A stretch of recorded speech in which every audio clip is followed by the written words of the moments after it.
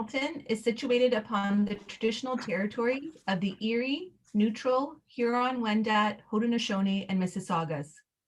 This land is covered by the Dish with One Spoon Wampum Belt Covenant, which was an agreement between the Haudenosaunee and Anishinaabeg to share and care for the resources of the Great Lakes. We further acknowledge that this land is covered by the Between the Lakes Purchase, 1792, between the Crown and the Mississaugas of the Credit First Nation. Today, the city of Hamilton is home to many Indigenous people from the Turtle Island, and we recognize that we must do more to learn about the rich history of this land so that we can better understand our roles as residents, neighbors, partners, and caretakers.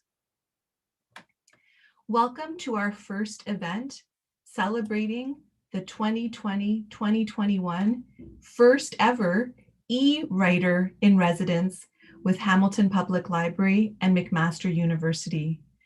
During a global pandemic, we were fortunate to have Janet Rogers serve a term and a half as a writer in residence, digitally, virtually, with her full heart and passion. Working with McMaster and the Hamilton Public Library, Janet has engaged writers in the Hamilton community in many different ways. And we look forward to celebrating her today with a special guest. And now I'm going to pass it to Daniel Coleman to share more about the Writer in Residence program at McMaster University and Hamilton Public Library. Thank you, Janet, so much for your strong partnership and foundation that you've provided the Hamilton community through both libraries at McMaster and the City of Hamilton this year. Thanks, Lisa, and welcome everybody. We're really excited to have this chance to celebrate together the amazing residency we've had this year. And some of you who are listening may not know what a writer in residence is or how this one came to be. So I'm just going to say a few words about the Mabel Pugh Taylor Writer in Residence. McMaster's got a long history of supporting Canadian writing, and this can be seen in the energetic collection of Canadian literature that's kept at the Mills Library Special Collections and in the English department at McMaster's sponsorship of readings and on and off campus for many, many years.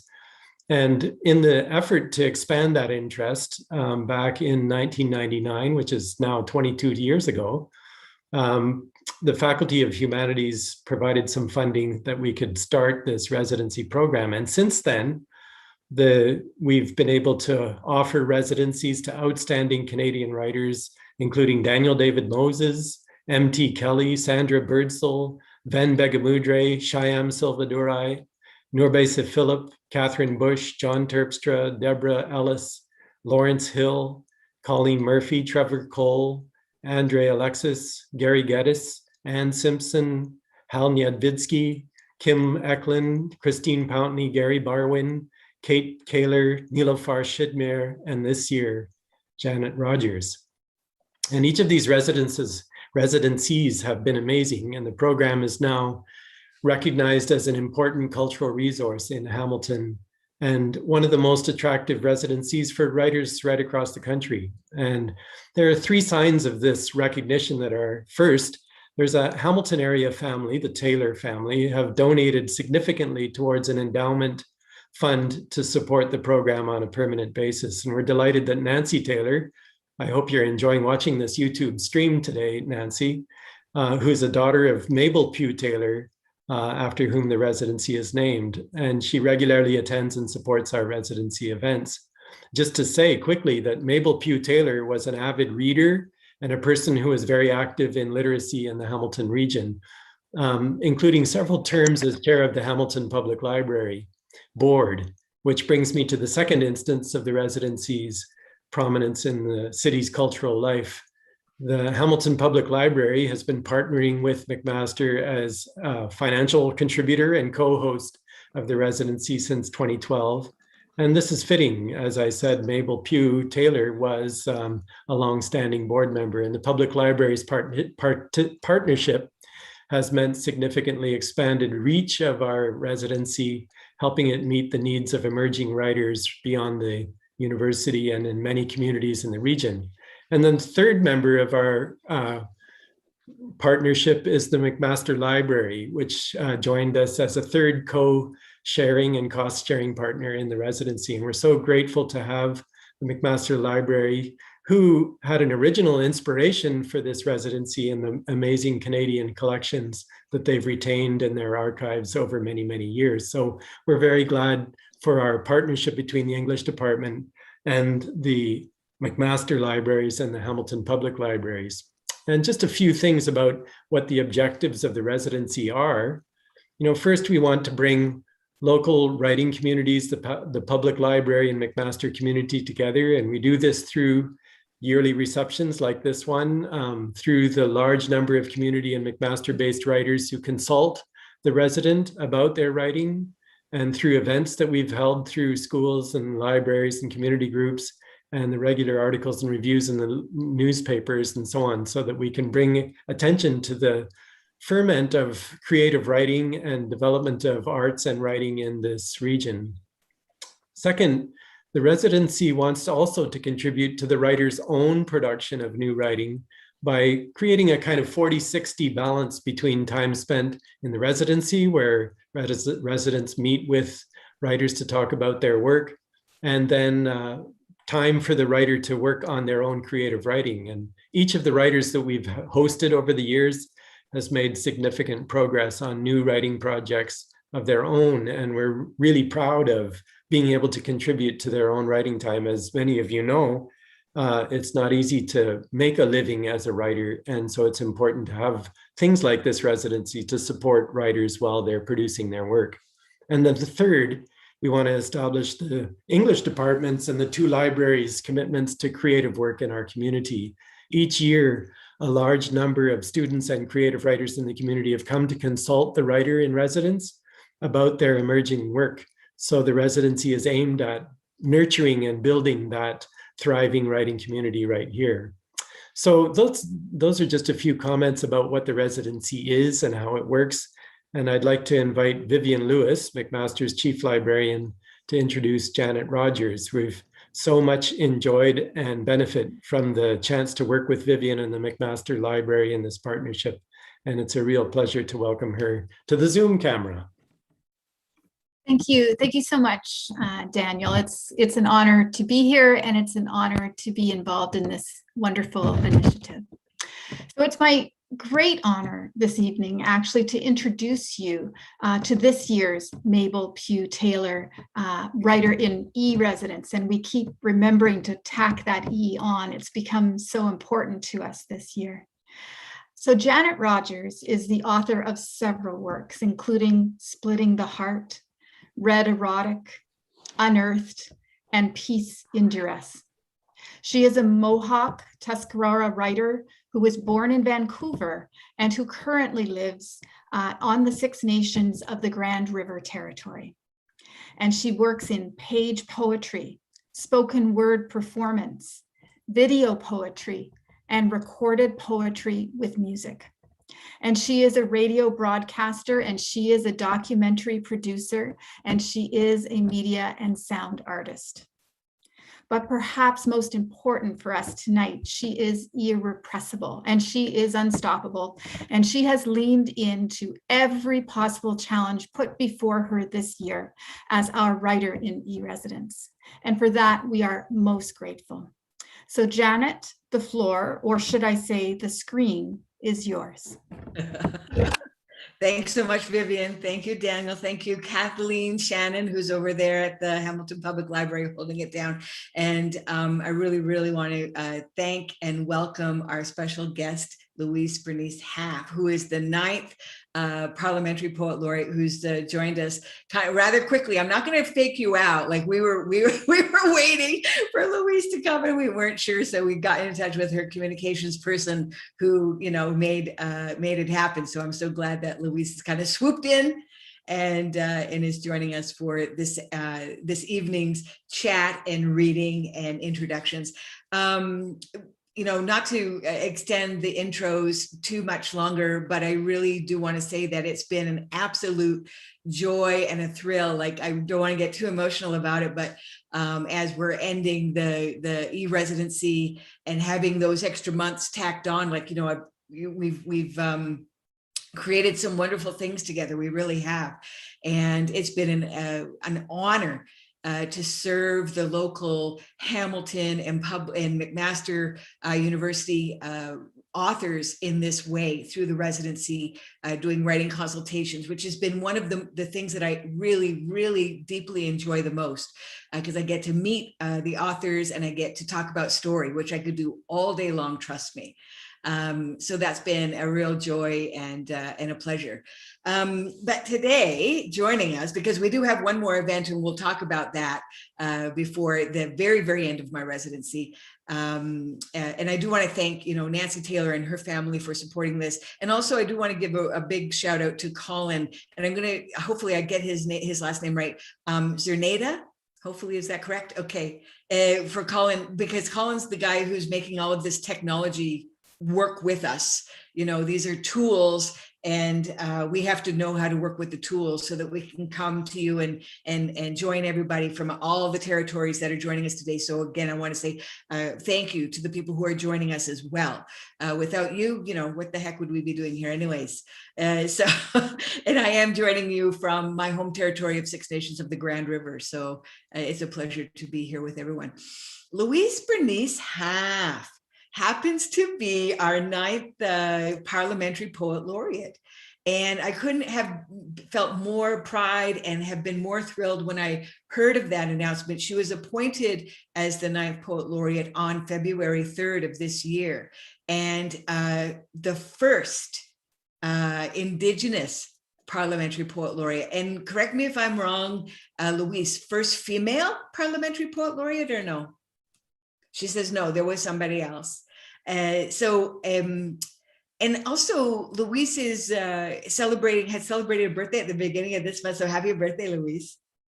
And we'll talk about that. And then in amongst everything else, as if, Louise isn't doing enough, she's got a new book that has come out, which we're going to be in discussion about today. And that is Awasi's Kinky and Disheveled, which, like, whoa, provocative title. Yes.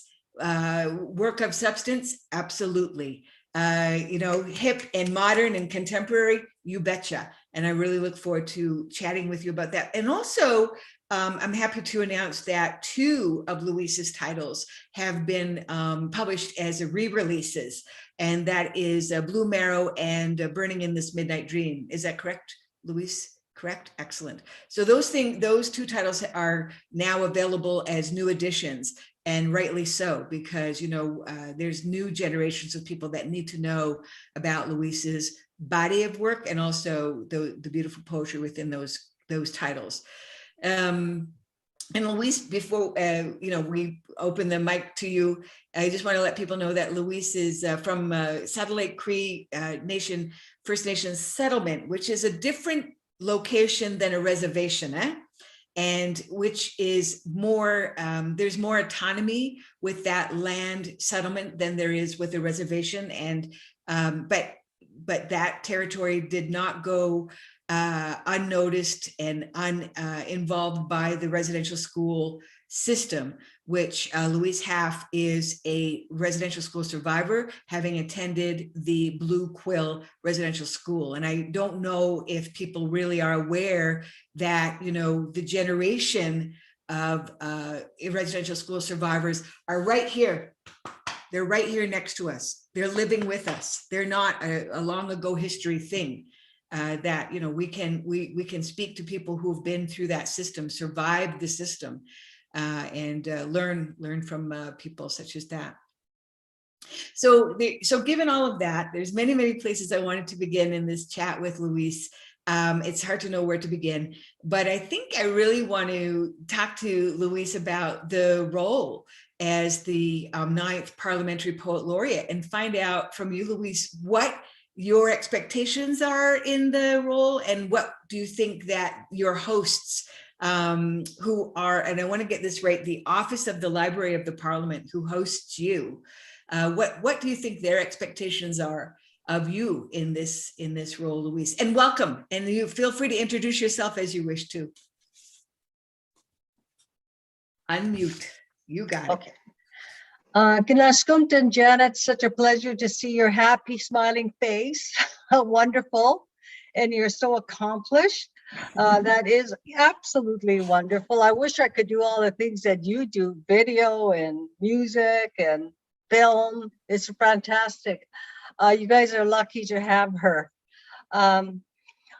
No, my name is Newatski Sigamokanimito, which is loosely translated to Sky Dancer. And I'm sorry, I was a little bit late. I was going for a walk and I probably read the email wrong and miscalculated my time, considering that we have a time difference here. So I hurried back and didn't even have time to put anything nice on. So you got me as is.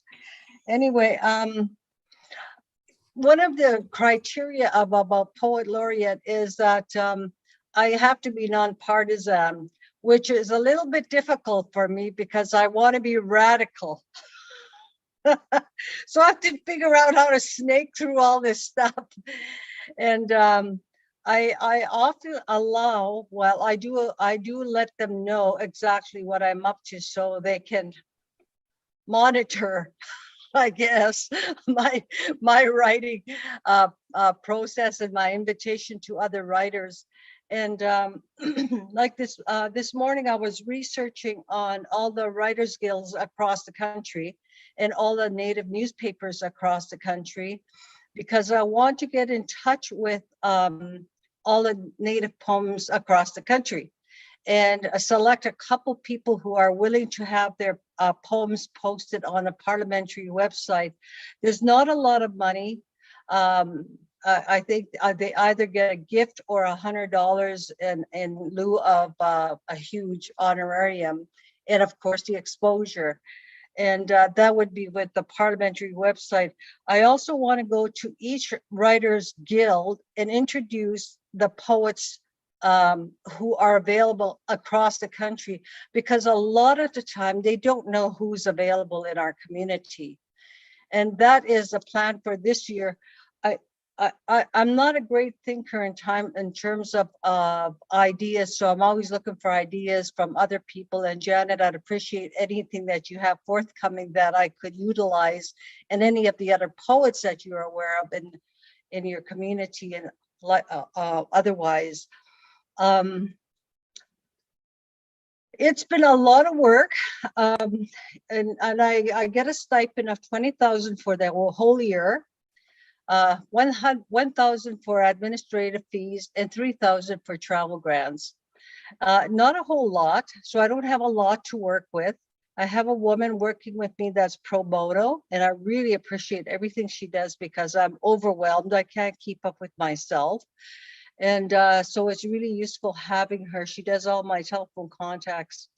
Now, specifically in terms of the poetry, it is like I'm on demand for any parliamentary poems that I'm to create for them, and that's fine. But my other poetic life, my ordinary poetic life, I can act like my ordinary self, like, I can produce poetry for other anthologies. I can go to festivals as the poet, and hopefully get paid for that. So yeah, it's been overwhelming, and it's all kinds of things that I'm being asked to do, not just poetry, and that's pretty neat as well, because I've been around writing for a long time, over 30 years or close, since 1994 was my first publication. So, people take a long time to get to know you, and or they're scared of your work. And I suspect a lot of people are terrified of my previous writing, because it is historical, it is personal, and it marks a residential school and all the psychological impact on our communities, our personal self, and our families. So it's deep. I think it's deep. And so I think a lot of people are intimidated by that. And that's okay. That's, I'm totally okay with that. I don't write to please anybody. I'm honoring my muse, however, which way it calls upon me. And I don't write for a particular audience. I'm often asked, who's your audience? And I say, you know what? I don't write audience. I just honor my muse. Because if I start thinking audience, I'll start censoring myself, and I won't be censored myself. I've had enough of censorship in my personal life, you know. So I hope that answers your question. It totally does. I'm feeling your fire, woman. You know what I mean? Like this is wonderful to hear you speak so candidly about your practice and the history, you know, of coming up as a writer and making a living as a writer.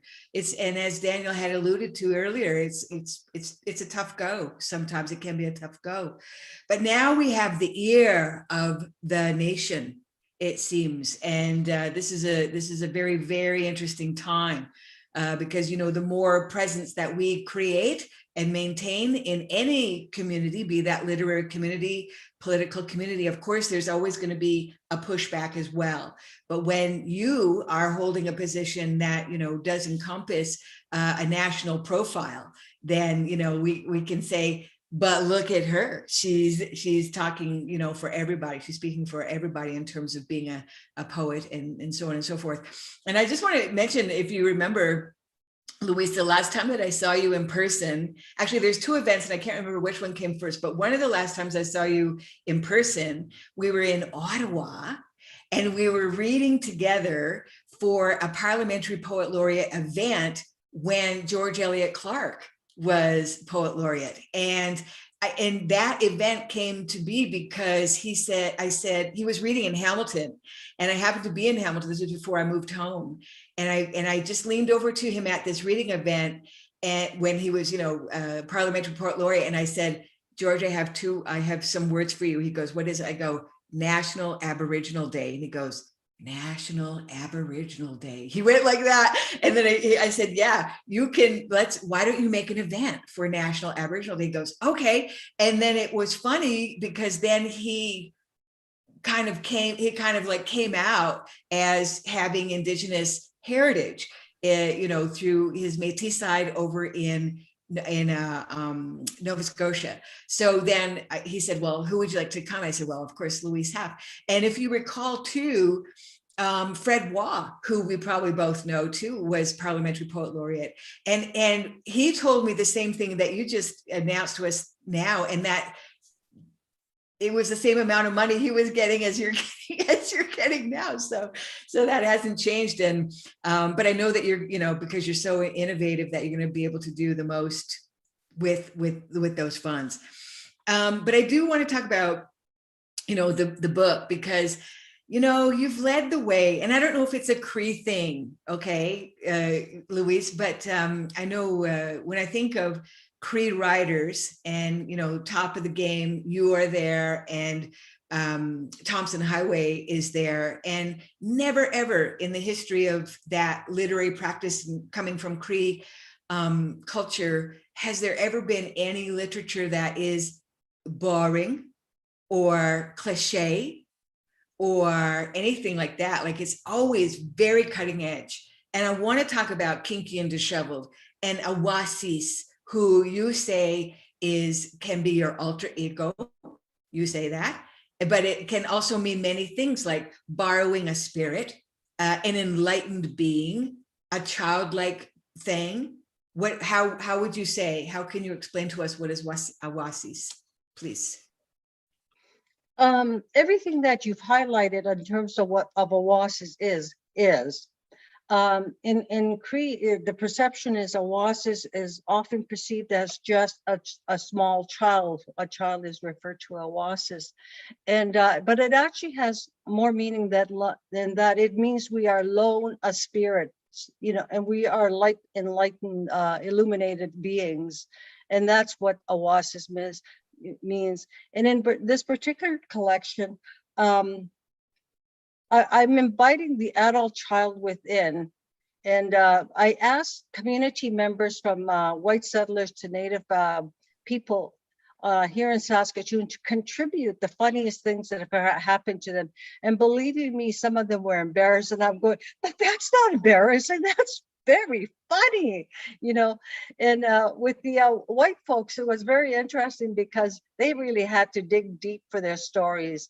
And I thought, not surprisingly, that that European stiff upper lip is very much present.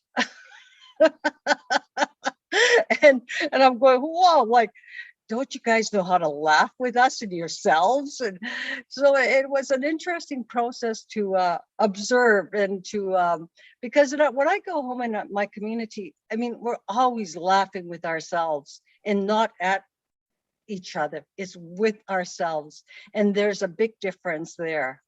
So it was great fun doing this, collection. And I created the Oasis character because I thought this is about adult children, and she's a shapeshifter, and she's genderless because in Cree we don't have pronouns he and she, and we just are being. And so when I first started writing this collection, I was putting the he and she all through the text of one poem. I got confused myself because I've learned how to master English, you know, with the he and she. And so I had to go back and reframe it, and each Oasis story becomes a he or a she. So that was an interesting process. And she's a shapeshifter. She comes as a coyote or a bird or a weasel or something like that. And she's never stagnant. She's never boring. And what was the other thing I wanted to point out about it? I can't remember. Anyway, I'm getting old here. So it was my birthday in April. So yeah, I know. Happy belated birthday, by the way. You know, hey, you know what? You're only 10 years up the road from me. So I'm there. I'm right behind you. Don't even worry about it. Don't even worry about it. But, you know, like I'm thinking of the character. And I remember when, you know, when I look back into my literary history, what I have available to me, I'm thinking of, you know, E. Pauline Johnson, you know, that I can, you know, but when I write about her now, I really like to bring her into the present day. Like I would pretend that maybe she's writing a blog, you know, or, you know, envision Pauline, like what would she be doing if she was on the Twitter? You know, like she'd be all over that social media stuff.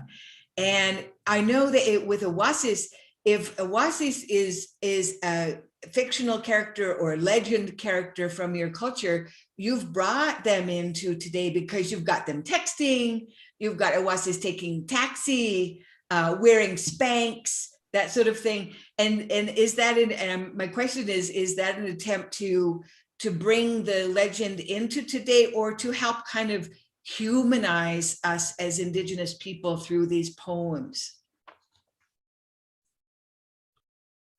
well, that's an interesting outlook.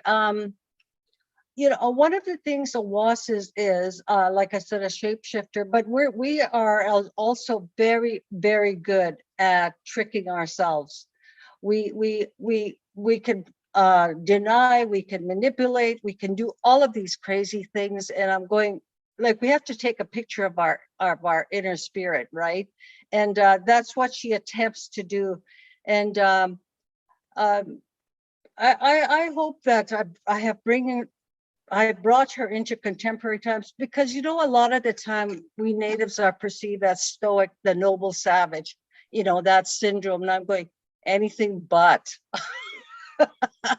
you know. So he is a good being. Very good. Yeah, that's wonderful.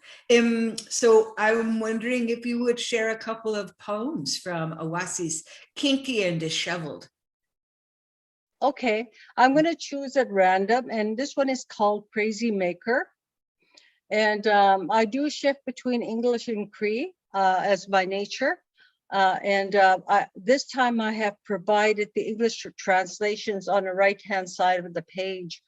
And initially, when I started my writing career, I refused to provide translation. And a reason for that is, as a reader of all kinds of literature, white writers take the opportunity to insert French or German or Italian and not provide translation. And that I felt robbed as a reader. And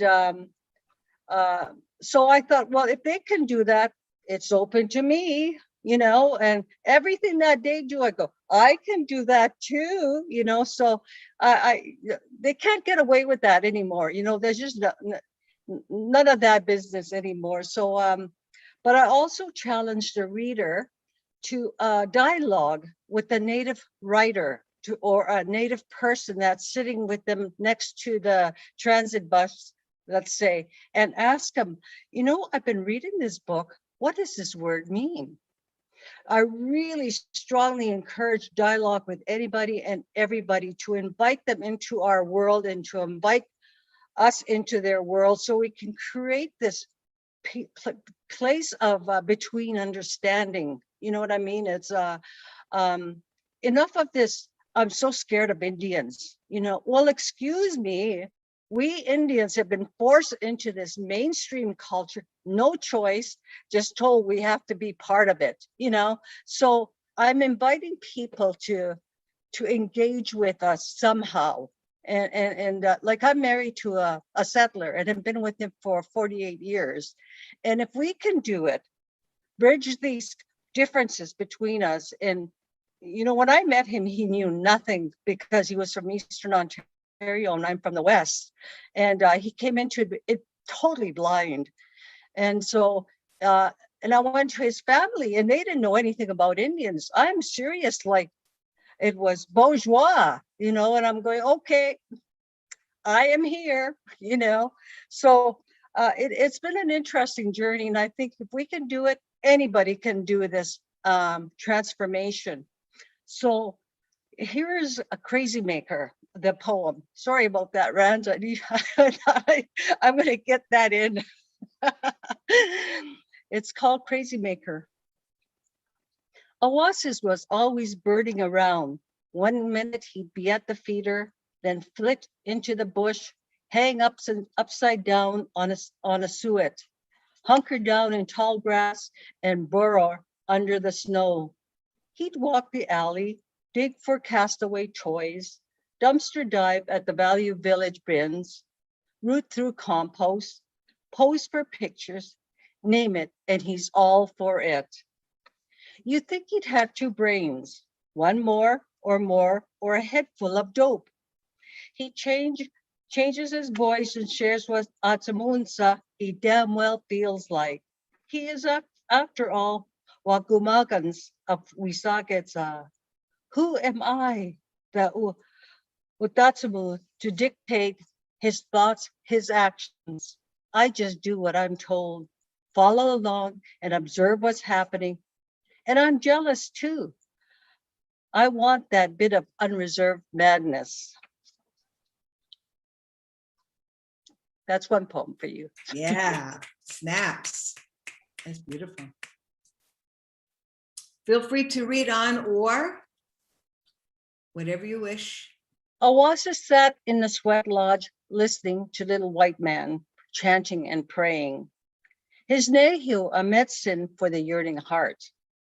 Oasis was proud. He taught Little White Man to loosen his stiff mouth and say, Gakyo Nwagumaganak, all my relations, at the end of the ceremony.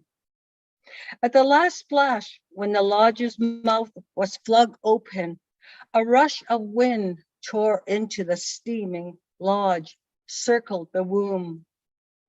Little White Man got so excited, he shouted, Gakyo Nwagumaganak, all my wives. Oasis greeted that Oasis guessed that all his woman raisins had gone too far, and a spoon hunter had to have a talking to. Sometimes you could try to reel it back in a little bit. The other, thank you so much. The other time I can remember when I saw you last was in Toronto. And that was when I believe Sherry Demeline was the writer in residence at the Toronto Library, or she was a storyteller in residence or something. And this was just before Sherry, like, her career blew up. You know, like I think it was her book had been nominated, and then it blew up. It won, or it was, then it got into Canada Reads, and like, you know, boom, she was off. She was off. But during that event, she saw to it, like any good, you know, Native person does. She saw to it that we were inviting you and Marie Campbell to be honored at this event. And she had asked me, Janet, as a poet, would you, you know, how would you respond? And I said, well, I'm going to write a poem for Louise, of course. So I did, and I hope it doesn't embarrass you too much. I'm going to read that poem for you now, which I then published in my second to last book here, and it's simply called Louise Bernice. Here we go. Happy birthday for you. Happy birthday poem for you. It isn't opinion or historical fact, but lived experience, spoken from a woman who keeps it personal, pens portraits of families, reclaiming, rescuing herself from the fires before burning in her midnight dream. Her eyes bright and clear, brimming with wisdom, a healthy dose of fight behind them for the right to live with dignity, so we can all live with dignity.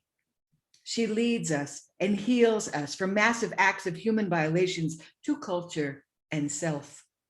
Cree Gregory, a contemporary, thrilled that another had the guts to write in the language unapologetically. He, a hungry puppy, sopping up her poetry like midnight meals anti-served between beads and stories. What do we call poems that call us home? Does it matter? As long as the train keeps rolling, miles of tracks filled with laughter, struggle, and quiet contemplation. She did this work. She rode those rails. She waits for the rest of us to join her at the station. In the mind's eye, she is silver, the kind Indian women take out on special occasions. Sky dancer is her ancestral configuration. Shine, she says, burn the whole thing down. Wash your face in the ashes of what used to be. Remember who you are. Always speak your truth. There is no excuse not to. Her name is poetry, Louise Bernice.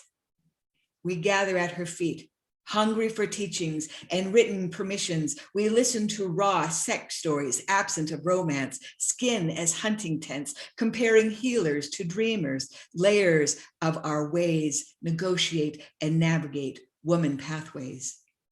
She is crooked good. Her cathartic verses drenched in 0-degree separation, the Vatican receiving packages full of sky dancers' confessions. Pieces of her mind hit the Queen's door like rolled up newspaper. She has them baffled. Her bright spirit pierced by blue quills. Survivor of state-sanctioned abductions, keeps her language frozen inside bare bones and feathers, learned to write through perfecting suicide notes, confused youth with nowhere to go. So everything became an act of preservation. Gorgeous alchemist of hybrid third official language, a delicious mix of Cree English. And we are back at her table, feasting with our eyes on words that mean so much more than their English translation. This is why we hang around our winter-haired mama, for offerings so much more than any other. For you, Louise Bernice. That is so beautiful and so kind. And I have that poem somewhere in my, not only my heart, but in my files as well. I'd love a hard copy of that. Okay, you got it. That's beautiful and so generous. You're most welcome. You know, I think of people who, other Cree poets too, who have really led the way. I'm thinking of Duncan McCready. Mm-hmm. Where's his due? He's such a brilliant writer. Mm-hmm. Yeah, he's so great. I wanted to ask just some more questions, and I know that you have, in terms of your editing, that you have had the same editor for a few of your books. And let me find this gentleman's name, Ron Markin, and he lives in Coast Salish territory in Victoria, BC. And you know, he's been said to follow the rule of do no harm when it comes to editing your work. But he also tells a story, Louise, about you calling him at 2:30 in the morning for this collection to ask to see if, you know, what you thought of a certain poem. Now, is that you calling him or is that Oasis calling him? Because that's pretty crazy stuff, man. Well, as you know, writers wake up all hours of the night. You know, I mean, the muse calls you whenever it wants you to wake up with these fresh thoughts. I didn't realize I was calling him so late. So I'll blame Oasis. Ron has been a long time friend.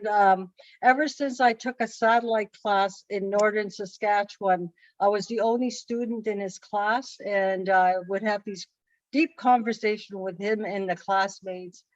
And then eventually I met him when I was commuting from Meadow Lake, Saskatchewan, which was a 3-hour drive from the north to Saskatoon, in the middle of winter, in my gum boots and winter coat and in my beat up old truck to take classes that evening and the following morning. And then I would drive back home. So he became a lifelong friend and a mentor. And he's just been there for me a lot because he studies poetry. He specializes in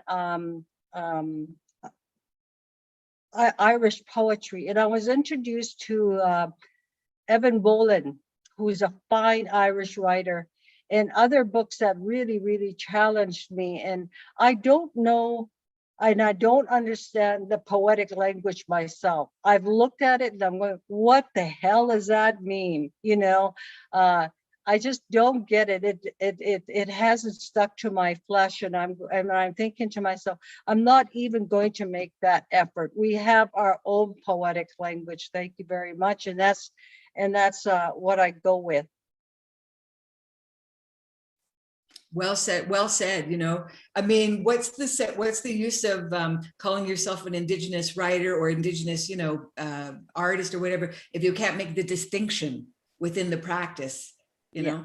And whatever that distinction is, I'm not to say. That's not, you know, that's not for maybe us to say, but simply show, you know, by doing, show by doing. So I appreciate that very much. Oh my God, this the Parliament's got their work cut out with you. This is so great. This is just, it's so great. And you're going to be doing residency too, or not residency, but the serving in the as a Parliamentary Poet Laureate. Yeah, like you won't be traveling. No, I do a lot of my work by Zoom. Yeah. Do you care to read one more piece, and then I think we're going to open to questions, Louise, if that's okay? Sure, I'll read this one. It's called Sweat Rock.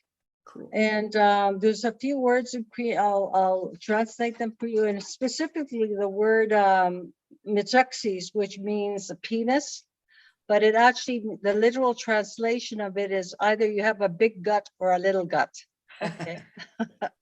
So Oasis went rock picking in the gravel pit. He slipped down the backside of the grandmother's. He was covered with blue lightning, who shrieked and laughed as he zigzagged down Oasis's ass. A football grew inside his pants. He laid there. Jesus, Joseph, and Mary's, he muttered. It grew in the wrong place. Oasis returned home from the bedbug secondhand store with a bunch of used blue jeans. He happily slipped on a pair and entered a coffee shop, sat with his legs parted, unaware that the crotch was ripped. Often Oasis didn't wear underwear. There he was, waving his buttocksies at the gawking strangers. There you go. The visuals. Well done. That's funny. Oh, see, you're making us laugh. This is great. This is so great.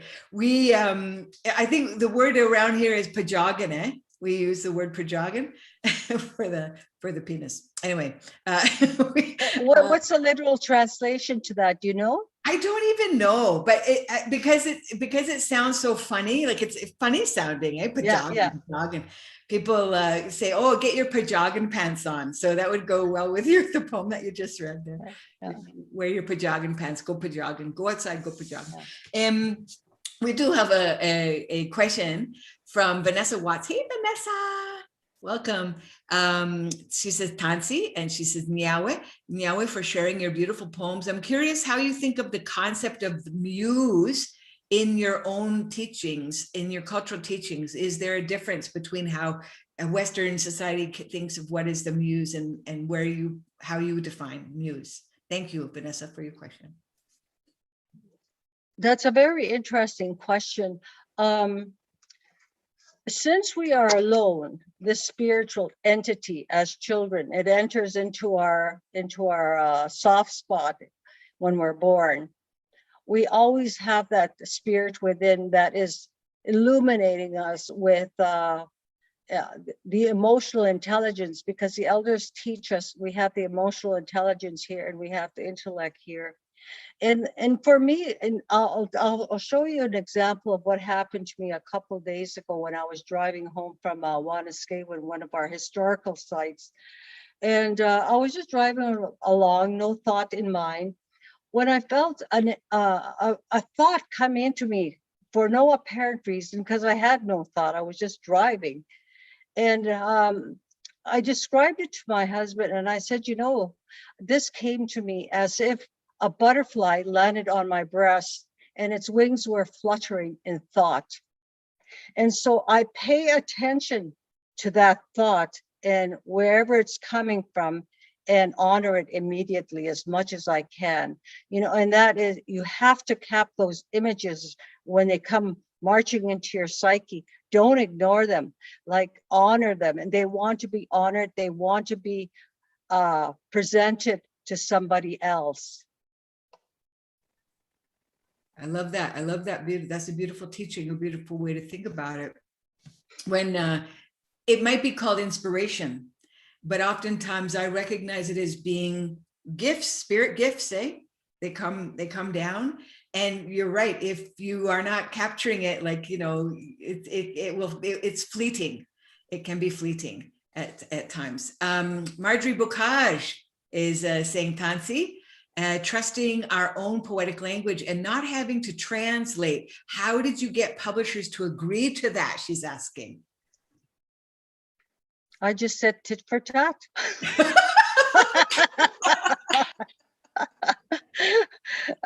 You know, I thought you're publishing all kinds of writers who are using their own language with the translation.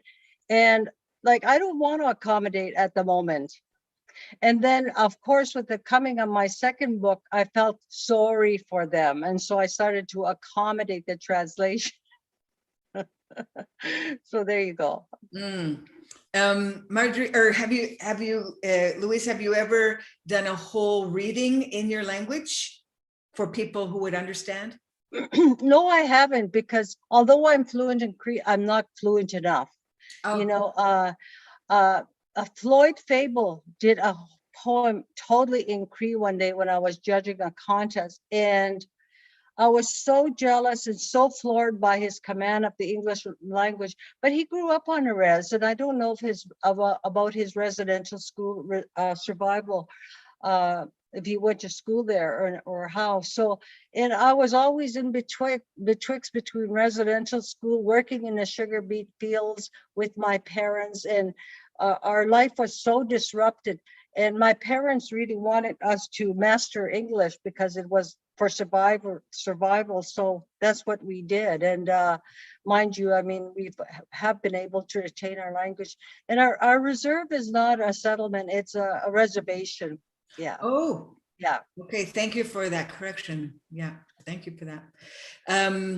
When we have Daniel is asking a question. Thanks so much for this conversation between you and Janet. You spoke about the dialogue between Cree and English, and that's been a huge element of your poetry for many years. In some ways, that can be like a conflict between languages, but are there also ways that working with both enables or enhances the two languages? Um, in terms of enhancing the two languages, if you know, one of the things about Cree, my language is one of the things that the elders do with me when they're teaching me Cree is they teach me they've taught me how to take it apart. They teach me the origin of the language. It's very much spiritual. It's very much astrological. It's very much related to our origins, and it's rich. So one word could expand a whole 2 pages, I'm sure. You know, it's very, very rich. So I don't do justice in my translation of one word. I do the best I can to provide some sort of entry into our language. Mm-hmm. Excellent. Thank you for that. The poem that is your poem that I wrote for you is published in this collection, As Long as the Sun Shines, and from Bookland Press. And Bookland Press has modern Indigenous voices series, which, you know, their promise is to publish Indigenous authors in the English language and also in the language of the Indigenous language of the author. And so Rosanna Deerchild has had her Cree, her book translated to Cree. This was translated into Mohawk, which I don't speak. I'm not a speaker, but luckily I had, what is his first name? His last name is Green. I can't remember his first name for some reason, just left me. But he turned that translation around because he's so, you know, he's such a great translator. It's such a shame I can't think of his name. And this was a promise that they made, that Bookland Press made before, you know, TRC, before recommendations, before any of that stuff came out. They do it not knowing that it's not necessarily going to be a commercial success because of the low numbers of Indigenous speakers, but they do it so they can say it's out there in the world. It exists and it can be done, you know. Jeremy Green, there's his name. Thank you for reminding me about his name. So, which is admirable, yeah? I mean, you know, just to say that we have these things that exist in the world, and maybe it's the first time that poems are translated. And of course, the language, as you know, is poetry, yeah? Yes, it is. And some poems are easier to translate than others. Some poetry is just too complex to translate. But Parliament is doing my poetry both in English, Cree, and French. Right on. Yeah. Right on, right on. Still open for questions, although I think we are coming down to the wire here at the end of our event. Do we have another half hour? We do have another half hour. Oh, wow. Okay. Well, keep those questions coming if you'd like. People, or I could read something, or Louise could read something. Yeah. Let's see. I have a poem I could read, Louise, if you want to save your voice a bit. And so this is speaking of, you know, TRC. This poem was written when the final report from the Truth and Reconciliation Commission was being published. And I always think of poetry as creating markers in time. I like to write kind of almost in a historical sense, where you're grabbing these things as they're taking place in real time and responding with creative voice to these things. And so this is a piece called Final Report, about the Truth and Reconciliation. Answers are coming clear like confessions for years, reasons why equations continue to confuse. From Indigenous POV, using all the laws brought here and agreed upon for what is just and fair, to feel good about ourselves, regain our right to identity, at least request respectful relations. Reconciliation means respecting individual healing. No more mind raping and discriminating, holding report cards, turning the keys together, reconnecting to our lands. Trust, what is that? Partnerships, who do you mean? Advocates and champions of change, got a lot of work to do. 7 flames moving circular, representing sacred teachings.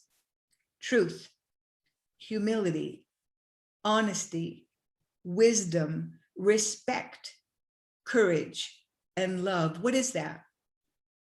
We have all been touched, more so by some, coming to conclusions a survivor's blood is in you. We hold the true virtues unlike those we've learned. This truth looks like booze-soaked gags silencing languages. It takes whole villages to lift us and reveal intentional forced Christian indoctrinations, cruel, abusive education, teaching nothing. And those who died were buried.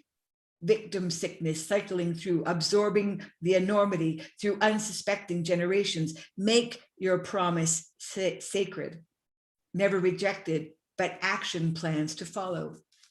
The money was wonderful, but was it really? Speaking from experience, these legacies put in place as proof of strength.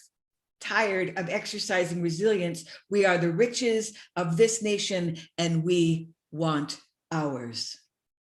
How many 94 recommendations completed and how seriously will it be taken? The tears of a prime minister won't wipe away racism. There is still plenty of road to travel before overarching understanding and embracing collective histories.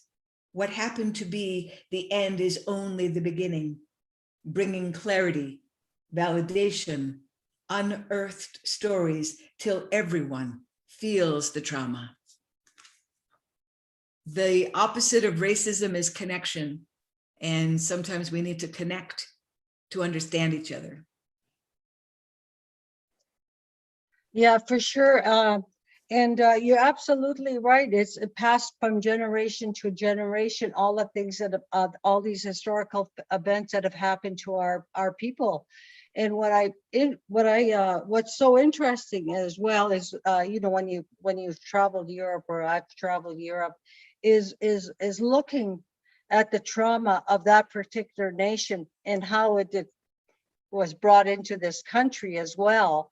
Not saying that we are a pure race. I'm sure we had our own, you know, horrible dysfunctions without them, but it sure added to our injury per se. Yeah, yeah, that was very, very well said.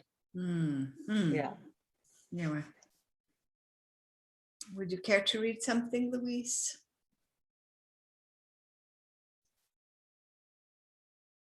Sure. It's called Canoe Fiasco.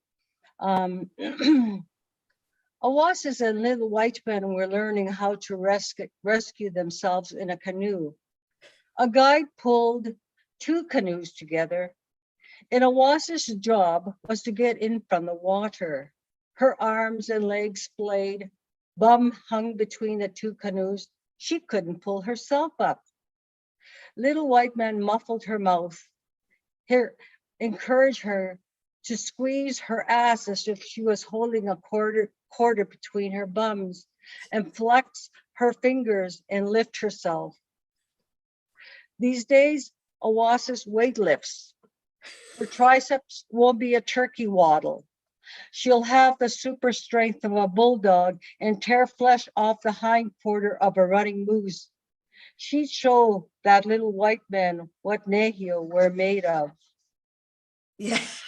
Yes. Again. Oh my God. That's so great. So listen, this is this book, if you're not, you know, you don't want to buy it by now, I don't know what's wrong with you, it's available at Brick Books, and I believe also at Good Minds. So more locally around here at goodminds.com, they have Oasis available for sale there from Brick Books. And Marjorie Bocage, I just got to read you the comment here. Loving this conversation so much. She says, you are really inspiring me to get rid of my colonialized voice and listen to spirit muse. I'm so grateful. And which kind of makes me think about, you know, you've led the way for so many, Louise, like so many poets who've come up after you. Who was there for you? Who did you look up to? Who was leading the way for you in terms of being a poet? I didn't know poetry when I was growing up, and I came upon it late in life, and I didn't even know myself that I was writing poetry. the only poet that I can think of that eventually surfaced in my life was Pauline Johnson, to be honest. And I didn't even know of her, but she came later in life. But I can't say particularly that anybody was there for me as a poet. I just followed the inner call, and I had dreams of writing long before I became a writer. Wow. And I went to my home community to honor those dreams and participated in ceremony to ensure that I was doing it right. And the elders prophesied my journey as a writer. And that's how the writing came to be. And essentially all I was doing was keeping a journal, and the evolution of poetry emerged. I didn't pursue it. It just happened. Yeah. Amazing. It's so natural, so organic. Yeah. Yeah. Yeah, that's amazing. We have a question. Manur Shah, thank you for this event and poetry. In your writing process, does the original muse ever change? That's an interesting idea. Well, she has many voices, and I think the muse is always there, depending on how you dress her and smell her and feel her. You know, it's within you, and you are surrounded by so many muses, your guardians, your grandmothers, your forefathers, your grandmothers. You're surrounded all the time by these muses of our ancestral background. And so our job is to listen, because their breath is in the wind, all of them, everything that's ever existed on this planet is in the wind. And it's entirely up to us to listen to it and to honor it and to feed it. Yeah, right. How do you feed it? I give it tobacco, and I have a little feast of plates where I give my grandmother some peppermint candy, because they love the blueberries, they love duck soup, and they love rabbit soup, and they love elk and moose, beaver tail, all that stuff. If I have it, I feed them. How and nice.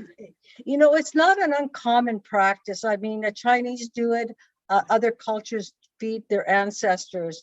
And I even read somewhere in my travels in a Reader's Digest, when I was waiting as a doctor's office, this young woman used to do gravesite, and she didn't know whose grave she was sitting at, but she'd bring flowers to the grave and sit there and talk to this whoever was buried at this site. And one day she decided that she was going to make a transition and move out of her territory.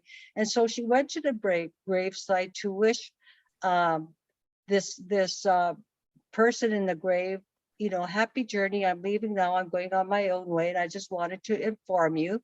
And she said, all of a sudden, the air was filled with the fragrance of flowers. My grandmothers visit me with all kinds of fragrances, and I pay attention to that. Yeah, that's real. That's very real. Mm-hmm. Yeah, we and when people talk about feeding the spirits, it's like not a big grocery list of food. It's like a little bit of food, eh? And I do that every now and then for my masks here.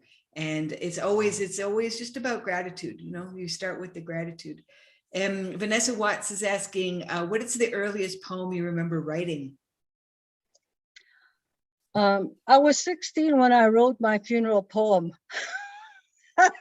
Speaking of grave sites and funerals, wow. I think every teenager has this restless angst, and I was suicidal after residential school because I had no identity, no home, no parents to go home to. I mean, it was all destroyed, right? And I didn't know where I was going, and I had to survive. And probably that was my first poem, the poor me syndrome, teenage angst, Right. Yeah. Well, therapeutic, eh? Right. Writing is just so therapeutic and cathartic. Yeah, absolutely. Well, it is cathartic. I don't know if it's therapeutic. For me, therapy happened when I went to see my psychiatrist, and he became my lifelong friends. and continued into therapy with my psychologist, who's become my lifelong friend, and my elders since their death and ceremony. That is therapy for me, and the work that I did. Writing is just process. What it does is not only cathartic, it may reveal patterns to you on what you need to recognize to improve your behavior. Yeah, right. Yeah, following the idea that as artists, we are often creating what we're looking for, which was like a little light bulb moment that I've had throughout my career. You know, oh, I'm recording because I want to hear Pauline's voice, and I really wanted to hear Pauline Johnson's voice, but I couldn't find a recording. And I realized, oh, that's why I'm recording all this stuff. I'm trying to find and hear her voice. You know, it made a lot of sense to me. Yeah. So we still have a bit of time, quarter past. Kathleen Shannon has a question here. Janet, did you see new things in your poems from hearing what Jeremy Green put into his translation of Mohawk? Oh, Daniel had asked this question earlier. No, well, not being a speaker, I had to, when I did launch the Mohawk edition of the book, As Long as the Sun Shines, I had to call upon a speaker, and Jeremy wasn't available. So luckily I could ask another person, and they came, Candace Miracle, who was reading in Mohawk language for one of our other events. And to hear the Mohawk language, to hear my poems read in Mohawk, it was just like, it was so hypnotizing. It was just like a meditation. It was like a, you know, an auditory meditation. It was like I was trying to hear my own words in the language as it was being spoken. And it was like music. It was really something incredibly special. So even, and actually I was on an event last night. I was asked to guest judge this poetry slam. And there was a couple of the poets at that event who were, I think there was one, she was Filipino, and the one guy, he was Iranian. And the poets now are putting their language into their spoken word pieces. And I'm like, yes, speak your language if you know it, speak it, put it into that poetry and let us hear it, because these languages are the original poetry. You know, if I can just, you know, bounce that off into the universe. Marjorie Bocage says, thanks for your medicine. Aww. And you're joining us from where, Louise? Are you in Saskatoon? I live outside of Saskatoon on 360 acres of land. There's 25 acres of water sitting in front of me. And so I get to wander the land a lot. And these days I'm avoiding it because the ticks are bad. I know, same here, so bad. Yeah. So I walk on the gravel roads here. Yeah. Mm-hmm. Yeah, you just have to have someone nice to pat you down when you get home. Take care of the ticks. Yeah, that's what we do. Okay, Kathleen, to both of you, what are your feelings about this current world of Zoom that we are in? Do you like it, or are you looking forward to going back to normal? How do you like the Zoom, Louise? Well, at the moment, it serves the process. And interestingly, I think it probably captures a lot more audience than a normal reading, right? I mean, sometimes as a poet, you're lucky if you have 10 people attend your reading. Right. And you're grateful for that. Going, oh, you know, there was 10 people out there. Yeah, it's so true. I'm really looking forward to going back to normal. I miss my family. I really want to socialize and see my friends, because although writers write in isolation, we're not really alone. We're always filling our artesian well with discussions, with books, with going out and having a fine meal, going to a movie. We're filling it up all the time. So we need that social intercourse. I've had my moments of despair this last year, not too long, but they come and go, in particular because my family is so far away. They're both in Ontario, PI, and Saskatchewan and Alberta. So we're all located all over the country, and I miss everybody. I miss my friends. You know, I just miss people. Mm-hmm. It's magical it's magical that we can come together like this, you know, in this time, that we've found a tool that helps us to bring our voices together and to visit, and to share our skills and experiences and what have you. And I'll tell you, it's a couple of really interesting things happened over Zoom. If we think that this is a tool that's kind of like, you know, a generation away from us, or you know, it's too technical to be spiritual. Well, let me tell you, one time, and Marjorie is part of a writing group that I'm part of on Wednesday evenings. And this one time over Zoom, because we are writing with people in Santa Fe, New Mexico on Wednesdays. And this one time, this woman, you know, she was joining us and she's part of the writing group. And she was telling us at the start of our writing that she had her puppy dog, she lost her puppy dog. He died a couple of weeks ago prior to us meeting. And I said, yeah, I'm not a dog person. I just have a cat. And the other person who was on the meeting said, yeah, I don't have any pets. I just have the cats. And then, but throughout that meeting, we heard a barking. And we went, did everybody hear that? And we went, yeah, everybody heard it. And it was this woman's little doggy in spirit who was coming in. We could hear him in the Zoom. And last week I had a meeting with a woman about an event. And as soon as she got on camera, I could see these light spirits that were traveling in behind her. And it's like, this isn't a separate thing, man. This Zoom, this technology thing is part of our natural course of being, you know, where spirit can still interact. Absolutely. And loves to interact. Yeah. So I don't mind it at all. I don't mind it. I don't mind not traveling and, you know, using fuel and getting parking tickets. I don't mind that. Yeah. So yeah, that's my take on things. Yeah.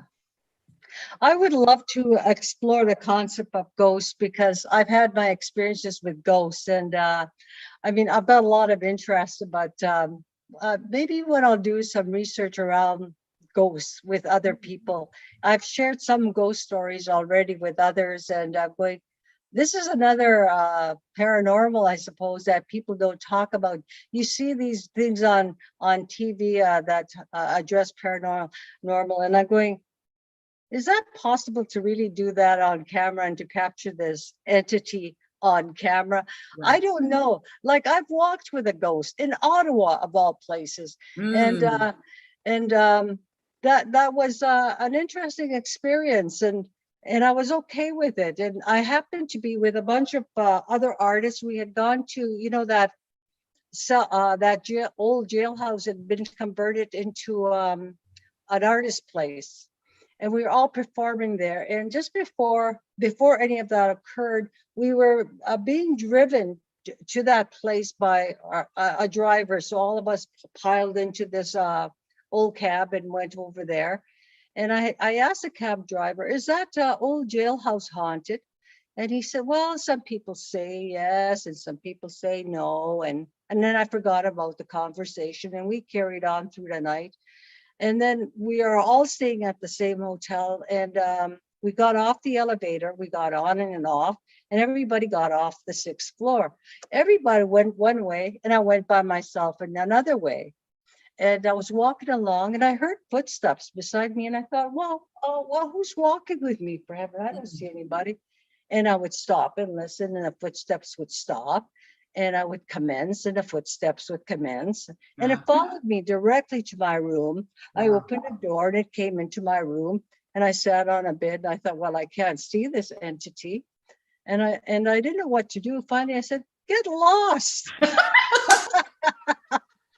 And just like that, it disappeared. And that's when I freaked out. I go, oh, turn on all the lights. That'd be a good one. There's I'm just going to check the time here, but there's a group here on Six Nations that has a Facebook group, and it's ghost stories on Six Nations. And these are real stories, like real encounters. And I'm like, anytime you guys want to publish those stories, I'm right here for you, you know, because they're like scare the bejeebas out of you, man. Like, oh my gosh, like, so, and things that happen like right around here. So every time you drive around, you go, oh my God, that's where that happened. Or that's what happened. you know, you go, oh, don't get too scared. But anyways, I think we're going to sign off. And Louise, once again, like, this is the end of my residency, and I really want to help, celebrate National Poetry Month. And who better to do that with than, the Queen herself, Louise Bernice Halfe, who, and when I was Poet Laureate of Victoria, I don't know if you remember, I had a sash. I'm going to send you that sash. And then you can use it and then pass it on if you find somebody worthy of the sash. Okay. Yeah. Okay. Yeah. Well, let me know what you're happening, how you're coming up with ideas, because I'm still on a learning curve on how to carry it out. I don't have all of the ideas or information in front of me, and I'm always checking out with parliamentary librarians, to make sure that I am not crossing anybody's line. Like the poets that I will publish on a parliamentary website will be charged by the librarians there, and we have to consider copyright, for example. Oh, yeah. Okay. I just can't publish it without their the poet's permission. Right. All of these little particulars that have to occur, and so it's a little bit time consuming, and I've got to do it right, even if I do make a few mistakes. But I don't want to hurt or trespass anybody's material, you know what I mean? And I want to be honorable about it, because I know what it's like to be a poet and to find that somebody's published it without my permission, Right. and that has happened. So yeah, so if I'm all open to ideas. I'm open to learning more about other poets and their writing. I like this year I'm publishing, I'm concentrating on all Aboriginal poets across this country and selecting whoever is willing to submit. Next year, I want to go cross-cultural, whereas Chinese and Hindu and Muslim and Italian and somehow be inclusive that way, and perhaps be more thematic. I don't know. That was a suggestion made to me, but I just want poetry to be highlighted in this country, just like a novel. Like novels are beautiful and fine, and I read a lot of them, but we want the same predominance. Yeah. Right? Yes. We want to create it free. Treated fairly, and we're so poorly paid in this country. I mean, Canada Council, I don't know if they've ever raised their rates for us, or the League of Canadian Poets. And why aren't we celebrated like some other countries? Yeah. It's like Dublin. Yeah, like we're not prophets in our own land. I'm going, Yeah. Well, I feel well celebrated with the team at McMaster. Here's my segue. Okay. At McMaster and the Hamilton Public Library, like this team, kept up. Like I was like generating ideas. And this residency has been an absolute joy. Like, again, the public engagement with all of the technology, and Colin, again, 10 stars, buddy. Like, wow, this is amazing. 10 stars to Colin for making all of this happen, because this is simultaneously happening on YouTube as well. So how that happens, beyond me. I'm happy to write a poem, but I don't know how to make this technology happen. So I hope you have, just as good a support system over there too, Louise. Yes. Last word. Just one thought. My 2 babies were born at McMaster. Well, there are 3 babies, but we lost one. My husband went to school at McMaster, and my grandson is just doing a residency in anesthesia at McMaster. Oh, that's so we're very familiar to McMaster. We love McMaster. Thanks for sharing that. That's amazing. And I do want to say thanks to everyone who's joined us online too, as listeners and audience. And thanks for, bringing your good questions, your really nice, intelligent questions to us, even though we were talking about pajogans and what have you. Sometimes the conversation goes there, eh? So can't be helped. But that's so wonderful. So I think we have somebody doing a sign off for us, and then we'll let you go. We'll let you go on your happy walk without those ticks, Louise. Eh? I think Janet really covered a lot of the thank yous. This was quite an event, and I don't know if I'm going to sleep tonight after hearing your ghost stories. So thank you for that. I'm Kathleen Shannon. I'm the manager of program development with the Hamilton Public Library, and I just wanted to take this opportunity to say thank you to everyone, the team at McMaster, the team at HPL, certainly Janet, thank you. Louise, thank you so much for joining us tonight. It's been a great evening. Really just listening to the two of you speak to each other, like, you know, old friends. It's just been a joy to watch for all of us. So thank you. I would like to just ask everybody to consider joining us next week for our actual finale event. With Janet. So that's our writer in e-residence finale. That's Friday night. So it's April the 30th from 6 to 7:30 p.m. If you would like to register for that, you can do so on the Hamilton Public Library's webpage. It'll link you to it, or you can search for it on Eventbrite and you will find it. You'll be able to hear the stories and works in progress written by some of the participants of the 2020-2021 Mabel Pugh Taylor Writer in Residence. And it's going to be quite a great event. So we're really looking forward to that. And hopefully we will see many of you there. And have a great evening, everyone. It's been a joy for sure. So thank you very much and good night.